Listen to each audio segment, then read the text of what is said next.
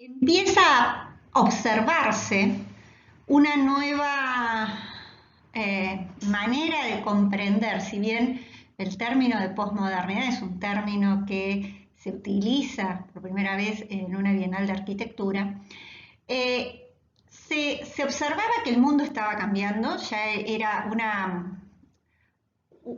una verdad de perogrullo decir que, bueno, que nosotros éramos una época distinta a la época de esas grandes etapas de la historia que decían una edad antigua, una edad media, una edad moderna y una edad contemporánea, y que, bueno, esa edad contemporánea debía ser revisada y repensada porque se habían puesto en duda ya en el siglo XX cuestiones que tenían que ver con el saber, desde dónde se construye ciencia, qué es la ciencia y la tecnología integradas, la concepción del hombre, el cómo vivimos los hombres y las mujeres, ¿no? En un sentido genérico me refiero, las formas de hacer arte, de pensar el arte, de pensar los aspectos éticos, ¿no? Es decir,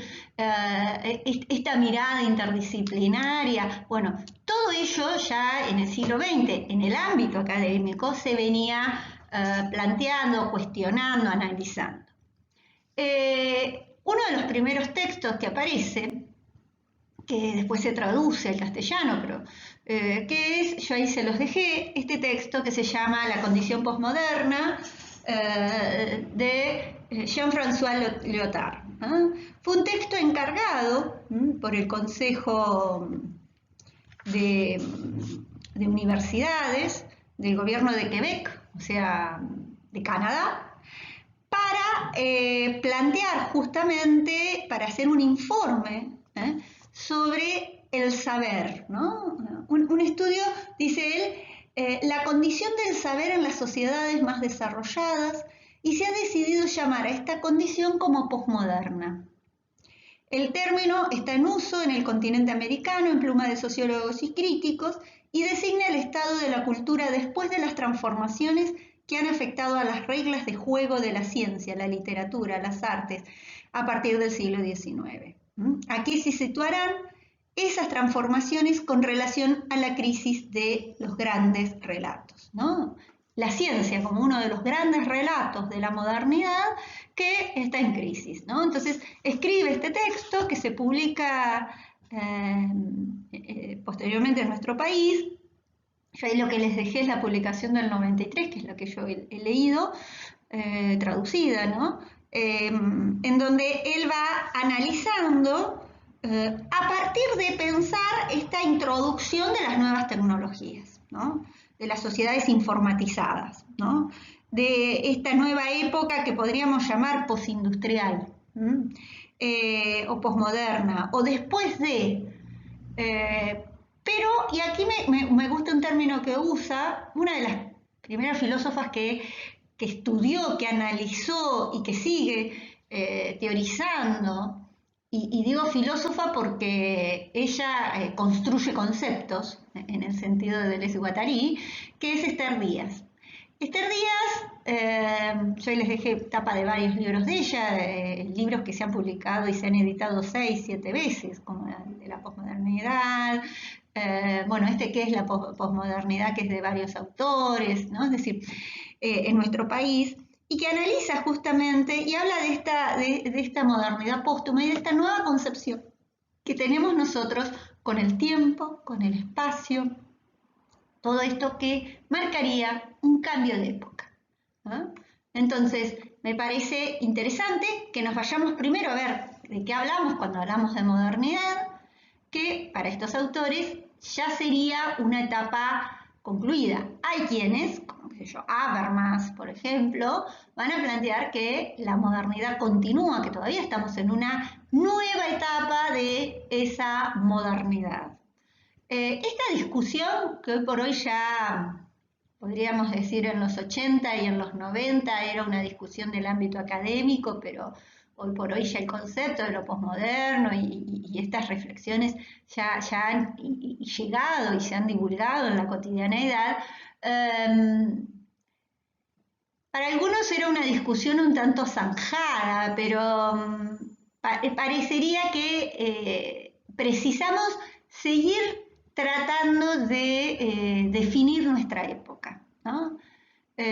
Quizás el término posmodernidad ya no se utilice prácticamente, pero sí podríamos revisar todas estas características que le han dado estos autores a esta nueva etapa. Entonces, vamos primero a la modernidad y después nos vamos a qué se entendió y qué se vislumbra de esta etapa, ¿no? Que está vinculado a la globalización, que está vinculado a estas nuevas tecnologías, que está vinculado a cómo circulan los mensajes en nuestra nueva sociedad, a cómo se construye y cómo se define el sujeto, los objetivos de vida, a cómo nos informamos, cómo vivimos, cómo pensamos, cómo amamos, ¿no?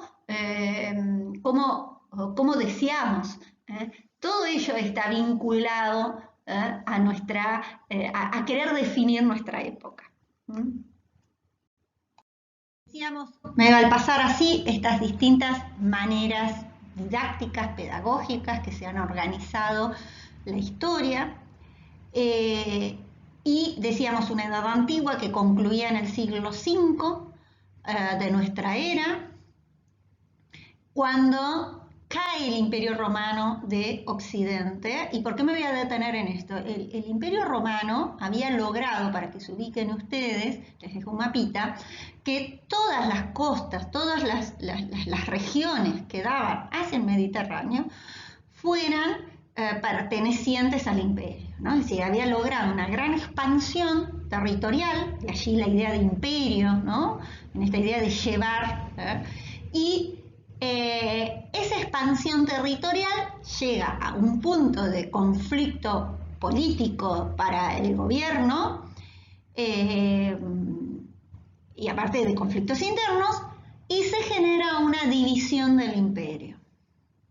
Esa división del imperio, ya en el periodo de ocaso del imperio, genera una división que hasta el día de hoy nos va a influenciar en nuestra forma de ver la vida. ¿Por qué?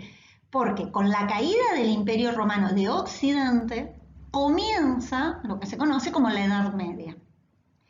Pero vamos a tener el Imperio Romano en esa misma Edad Media de Oriente, en donde va a dominar lo que es el Imperio Bizantino y que se va a vincular más a otros saberes, a otros modos de ver el mundo que nos llegan a instalar esta base de construcción de nuestra cultura contemporánea. Entonces, nosotros estamos influenciados no solo por la cultura greco-latina, es decir, de lo que sería la antigua, en especial la cultura ateniense, del siglo V a.C., ese gran siglo de Pericles, sino también por la cultura ligada tanto a la República como al Imperio Romano, es decir, dos antecedentes de la antigüedad, luego por esta cultura medieval, en especial del mundo medieval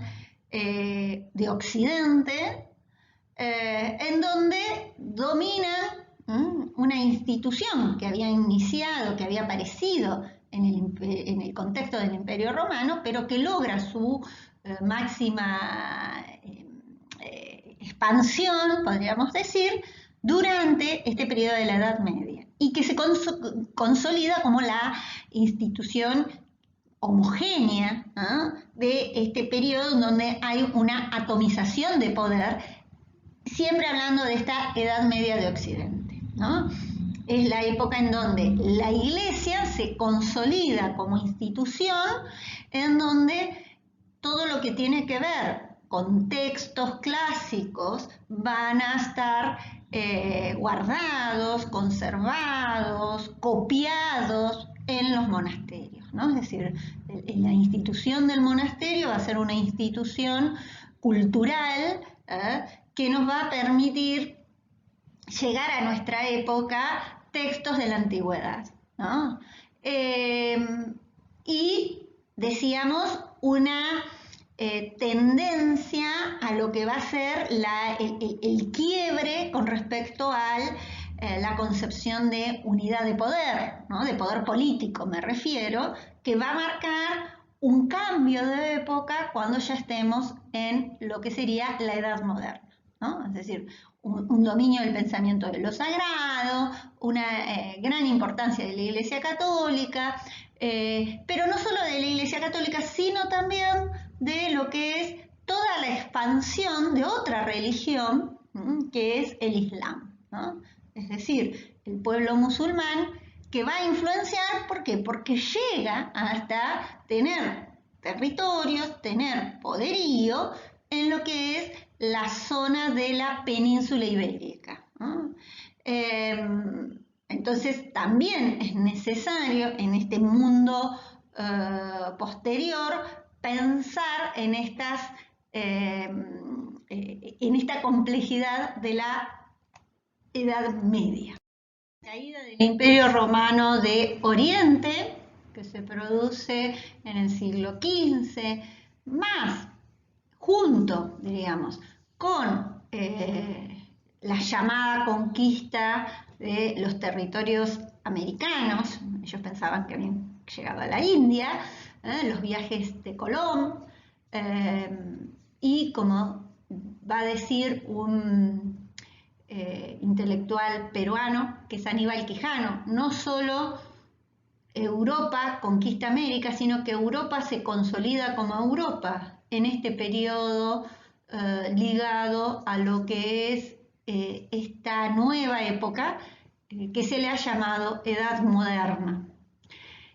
Esta época que se le ha llamado Edad Moderna a nivel histórico, hay que pensarla en lo que después a nivel filosófico vamos a hablar de la modernidad, es decir, la Edad Moderna, desde esta visión de líneas temporales, iniciaría en el siglo XV, ya sea con la caída del Imperio Romano de Oriente o con el descubrimiento de América vamos a decir, con el descubrimiento de América, y concluiría en esta cuestión histórica con la Revolución Francesa hacia fines del siglo XVIII, ¿no? 1789. ¿Esto significa que la modernidad concluye en esa época? No, la modernidad tiene que ver con un modo de pensamiento, con una construcción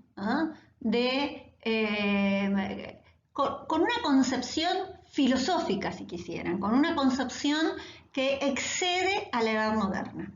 Primer eje a tener en cuenta, es decir, yo hablo de edad moderna y de modernidad, estoy hablando no de cosas separadas, pero sí de, por un lado, era la antigua organización didáctica de las épocas históricas, sería la edad moderna. Por el otro lado, hablo de modernidad y cuando hablo de modernidad estoy hablando a ciertas maneras de ver el mundo, ciertas maneras de conformar el sujeto, ciertas maneras de definir qué es lo importante, de organizar el modo de ciertas cosmovisiones. Y esa cosmovisión no se concluye a fines del XVIII, sino que para algunos autores concluiría hacia el siglo XX, filosóficamente para otros concluiría con las relecturas de los textos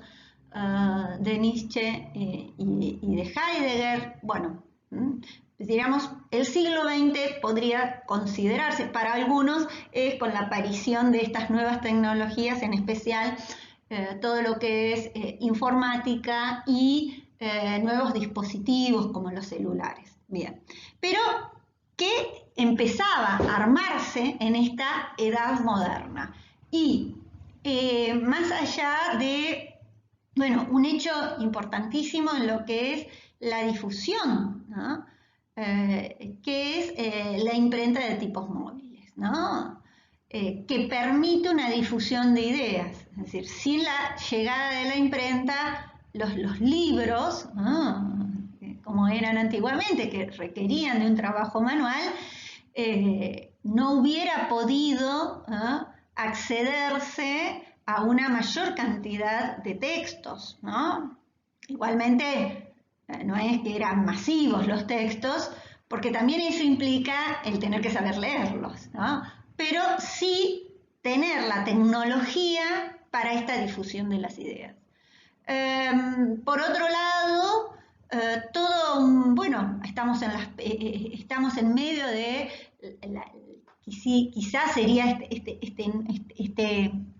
este cambio de época que quizás algún día se estudie como a partir de la pandemia del coronavirus, no sabemos qué va a pasar, pero sí podríamos pensar que estas pandemias, la rapidez que tuvo el coronavirus en la difusión nos habla de este nuevo mundo global. Bueno, hacia el 1348, ¿no? Hacia mediados del siglo XIV, se expande por Europa lo que es la peste bubónica, la famosa peste negra, que diezma a la sociedad y que justamente hace un resurgir de lo sagrado, un resurgir del pensamiento mágico, podríamos decir, ¿no? Y bueno, junto con guerras, que en donde las guerras, y eso lo vamos a tener hasta la Primera Guerra Mundial, se desarrollaban en los campos de batalla, no se desarrollaban en las ciudades, ¿no? Se podía sitiar la ciudad, pero el conflicto, el combate se daba cuerpo a cuerpo y en el campo de batalla. Y se va a producir en esta nueva época el surgimiento de lo que va a ser los estados nacionales. A partir de una unificación del poder y un monopolio de la fuerza física por parte del Estado-nación. Estados nacionales europeos que eran monárquicos, ¿no? Pero que sí tenían una capital, tenían un idioma común y tenían una construcción de una gramática, una definición de fronteras, ¿no? Todas estas características que tienen los estados nacionales empiezan a surgir, a desarrollarse, a consolidarse en esta edad moderna, ¿no? Hacia, podríamos decir, contemporáneo a lo que es el Renacimiento, ¿no? También el Renacimiento y esta época es el surgimiento de un modo nuevo de acumulación que es el capitalismo. Claro que si pensamos que tenemos algo que ver con el capitalismo del siglo XV, nos cuesta, ¿no? Pero bueno, ya aparece otro modo de acumulación que se va a ir complejizando, pero que es el modo de acumulación a partir del capital, en donde surgen estos burgueses como clase adinerada, en especial, porque pueden andar prestando plata, ya no solamente, ¿no? Era el capital de la posesión de la tierra y de ese mundo rural, sino este mundo urbano y este mundo que diríamos ligado a lo comercial, a una burguesía comercial, ¿no? Que se va a ir complejizando.